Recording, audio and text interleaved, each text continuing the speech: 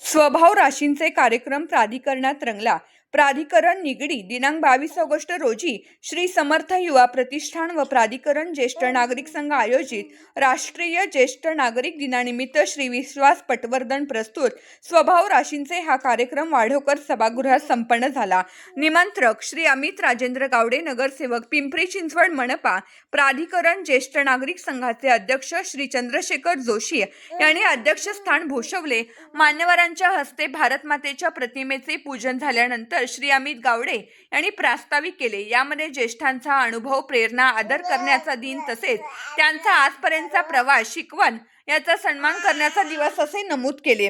सौ ऋषाली गुर्जर यांनी श्री विश्वास पटवर्धन यांचा परिचय करून दिल्यानंतर त्यांचा शाल, सन्मान चिन्ह व पुस्तक देऊन सत्कार करण्यात आला. प्राधिकरण ज्येष्ठ नागरिक संघाचे अध्यक्ष श्री चंद्रशेखर जोशी यांचा परिचय सौ ऋषाली गुर्जर यांनी करून दिल्यानंतर श्री अमित गावडे यांनी त्यांचा शाल व सन्मान चिन्ह देऊन सत्कार केला. तसेच श्री अमित गावडे यांचाही सत्कार ज्येष्ठ नागरिक संघातर्फे अध्यक्ष श्री चंद्रशेखर जोशी यांनी शाल व श्रीफळ देऊन केला.